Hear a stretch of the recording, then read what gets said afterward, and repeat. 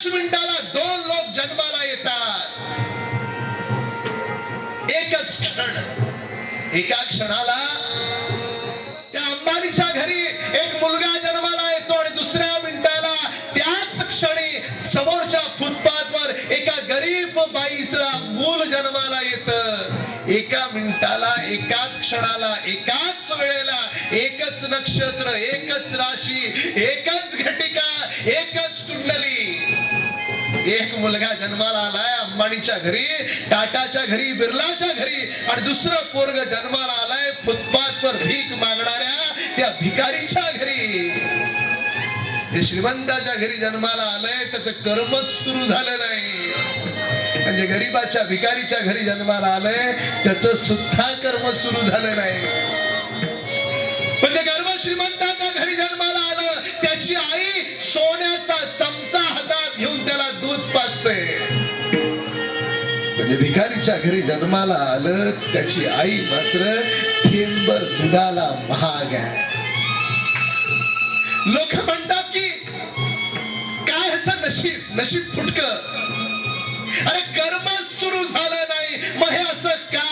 एक मूल दुधासाठी आई आई म्हणून ताना फोडताय, रडताय. त्या आईला सुद्धा वेदना होतात. या जगामध्ये सगळ्यात जास्त वेदना एका मातेला कधी होत असतील तर ती जेव्हा मुलाचा हात धरून बाजारात जाते आणि मुलगा सांगतो मम्मी आई मला ते घेऊन दे, आणि तिच्याकडे पैसे नसतात पण तिला घेऊन द्यायची इच्छा असते, त्या दिवशी त्याला सगळ्यात जास्त वेदना होतात. मूल म्हणतं दूध दे आणि त्या आईला दुधात पाणी मिसळून दूध द्यावं लागतं. तो दिवस तिच्यासाठी वाईट असतो. त्या मातेला वाटतं की मी काय असं वाईट केलंय, मी काय असं चुकीचं केलंय की मी माझ्या मुलाला पाजू शकत नाही, काय चुकलंय माझं. ऐशी कळवळ्याची जाती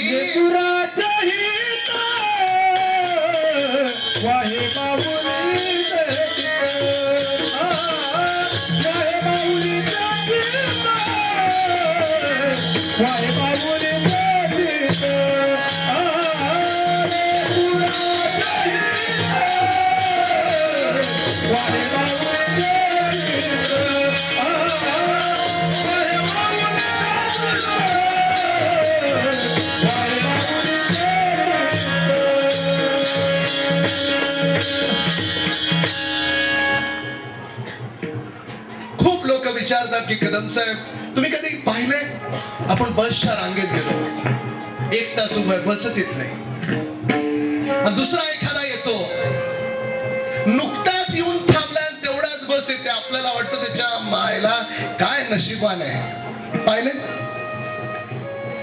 एक पोरग असतं नोकरीला 100 ठिकाणी जातं, कुठेच नोकरी लागत नाही, आणि शेजारी एक दुसरा मुलगा असतो तो कुठेच नोकरीसाठी जात नाही.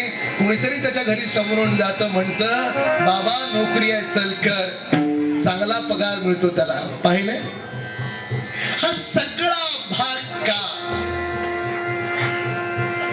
एक गर्भ श्रीमंताच्या घरी येतो, एक शेतकऱ्याच्या घरी येतो. एकाच्या नशिबात हजारो फ्लॅट असतात, त्याच्या वडिलांना 2 फ्लॅट 4 फ्लॅट करून ठेवलेले असतात, पण दुसऱ्याच्या नशिबात झोपायला 10 फूट बाय 10 फूट जागा सुद्धा असत नाही. कधी विचार केलाय का? याच कारण एकच, या जन्मातली पाप आणि या जन्मातल्या पापांसोबत मागची जन्म जन्मांतराचे प्रारब्ध. आपण अनेक जन्म जन्मांतर अगोदर घेत आलेलो आहोत. आधी आपण माणूस होतो, त्याच्या आधीही माणूस होतो, त्याच्या आधीही 84 लक्ष योनीमध्ये कोणत्या ना कोणत्या योनीमध्ये आपला जन्म झाला होता. आपल्या हातून एवढी पाप घडली, चित्रगुप्तानं एका वहीवर लिहून घेतली. आपल्या हातून जेवढं पुण्य घडलं ते सुद्धा चित्रगुप्तानं वहीत लिहून घेतलं. मागे एकदा किस्सा सांगितला होता. सगळ्या बायकांकडे मोबाईल असेल, आहे का? सगळ्यांकडे आहे बऱ्यापैकी. मोबाईल मध्ये जर समजा मी 200 रुपये भरले तर मला 2 महिनेच वापरता येईल, फोन वापरता येईल. पण माझ्या मोबाईल मध्ये 2000 रुपये असले तर मला जास्त वापरता येईल. अशा 4 बायका डोळ्यासमोर आणा. एका बाईच्या मोबाईल मध्ये 100 रुपये, दुसऱ्या बाईच्या मोबाईल मध्ये 500 रुपये, तिसऱ्या बाईच्या मोबाईल मध्ये 1000 रुपये आणि एकीच्या मोबाईल मध्ये 2000 रुपये आणि दुसरीच्या मोबाईल मध्ये फक्त 10 रुपये. हे मोबाईल मध्ये जे 10 रुपये, 50 रुपये, 100 रुपये, 500 रुपये असं डोळ्यासमोर चित्र आणा. परमेश्वराच्या या ब्रह्मांडामध्ये, परमसुखाच्या या चैतन्याच्या वातावरणामध्ये, परमेश्वरी दरबारामध्ये पाप आणि पुण्य लिहिण्याचं काम चित्रगुप्त करत असतो. एखाद्या घरातली आई सकाळी उठून तुपाचा दिवा लावते, घरात आलेल्या पाहुण्याला कपभर चहा पाजते, चित्रगुप्त जागा होतो, त्या बाईच्या नावावर लगेच पुण्य लिहितो. पुण्य काय नाव? राधाबाई ढवळे. पुण्य. दुसरी बाई दारावर आलेल्या भिक्षाकुराला म्हणते, ये चल रे निघ. चित्रगुप्त लगेच जागा होतो, तिथे लिहितो, फुल्ली मारतो, कट. बाप मोबाईल मधली लगेच बॅलन्स कमी होते. पटतंय का तुम्हाला? जेवढा माणूस दुसऱ्याला आनंद देईल, सुख देईल, दुसऱ्यासाठी झटेल, परोपकार करेल, दुसऱ्याचे आशीर्वाद घेईल, दुसऱ्याच्या पाया पडेल, दुसरा आजारी असताना त्याला वाचवण्याचा प्रयत्न करेल, ह्या सगळ्या गोष्टी चित्रगुप्त लिहितो. पुण्य. चित्रगुप्तानं पुण्य लिहिलं की लगेच तुमच्या मोबाईल मध्ये बॅलन्स वाढवतो. किती रुपये होते? 10 रुपये. चल तुझी बॅलन्स झाली 2000 रुपये. दुसरीची बॅलन्स आहे 500 रुपये. सकाळ संध्याकाळ पाप करते, नळावर गेले की भांडणं करते, नाक्यावर गेलं की ह्याला शिव्या घाल, त्याला शिव्या घाल. काय झालं? पाप. एखादा आजारी माणूस दिसला, तो म्हणतोय की मला मदत कर, आपण त्याला मदत करत नाही.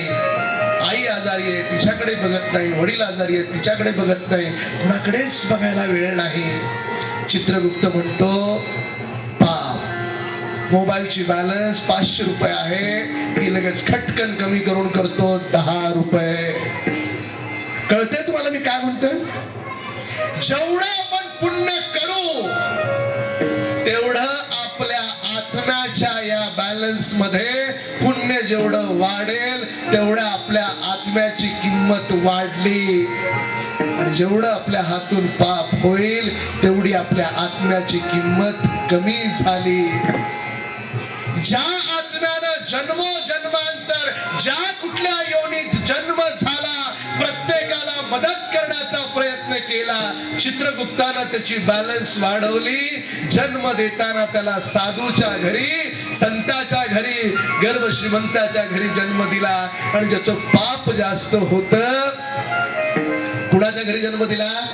जिथे थेंबर दूध सुद्धा महाग आहे, त्या गरीब आईच्या पोटी जन्म दिला.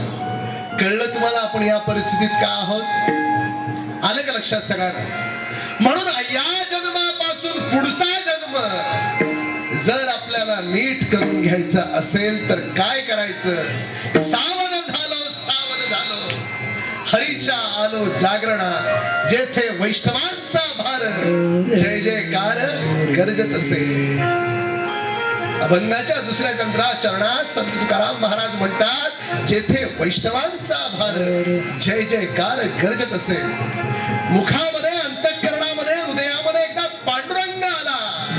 पांडुरंग आला म्हणजे काय? सत्य सत्य सत्य. जो दिसेल त्याच्याकडे पाहताना पांडुरंग म्हणून पाहिलं, बोलताना पांडुरंग म्हटलं, करताना पांडुरंग म्हणून केलं. बोलावा विठ्ठल, पहावा विठ्ठल, करावा विठ्ठल या भावनेनं करत गेलो की चित्रगुप्ताच्या दरबारी त्याची पुण्य म्हणून नोंद होते. म्हणून संत म्हणतात, सत्य तू सत्य तू सत्य तू विठ्ठला, कागा दाविला हा जगत का. म्हणून ज्या ज्या माणसाला वाटत असेल गरीब होणं पाप नाही, पण गरीब म्हणून मरण मात्र नामुष्कीच आहे, आळशीपणाचं लक्षण आहे. संत म्हणून जन्माला येणं पाप नाही, पण मरताना 4 ओव्या माहित नसतील, तुकारामाची गाथा सुद्धा एकदा जरी पाहिली नसेल, 100% पाप आहे. तो पुढच्या जन्मात तुमचा सुद्धा नंबर त्या फुटपाथवरच्या भिकारी बाईच्या पोटी लागला तर स्वतःला दोष देऊ नका. असं वाटत असेल पुढच्या जन्मी कुठल्या साधू संताच्या घरी जन्म व्हावा, कुठल्या गर्भ श्रीमंताच्या माणसाच्या घरी जन्म व्हावा, तर काय करावं लागेल? पुण्य करावं लागेल. विठ्ठला विठ्ठला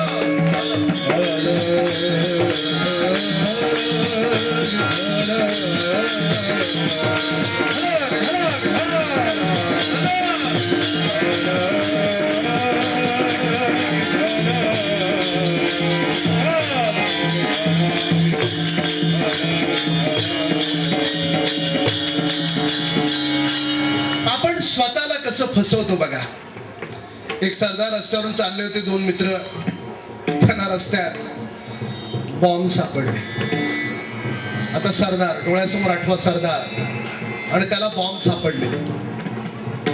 ते एक सरदार म्हटलं अरे हे बघ बॉम्ब. दुसरा पण म्हटलं हो बरोबर आहे बॉम्ब. तर दोघांनी एक एक बॉम्ब हातात घेतले आणि आता म्हटले करायचं काय ह्या बॉम्बचं.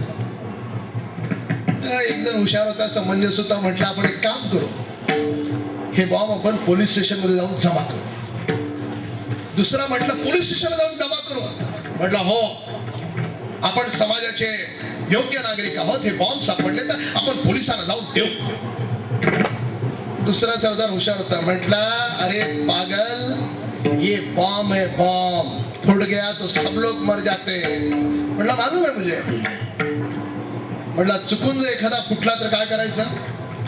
काय नाही, पोलिसांना सांगायचं एकच सापडला होता. काय करायचं? पोलिसांना सांगायचं एकच सापडला होता. आपण माणसं स्वतःशी कसं फसवतो बघा. जेव्हा जेव्हा आपण दुसऱ्याला खोटं बोलू, तात्पुरता आपला लाभ होतो, पण चित्रगुप्ताच्या दरबारी त्याची नोंद होते पापामध्ये. मोबाईलची तुमची बॅलन्स खटकन कमी होते. पण आपलं नुकसान झालं तरी आपण खरं बोललो. चित्रगुप्ताच्या दरबारी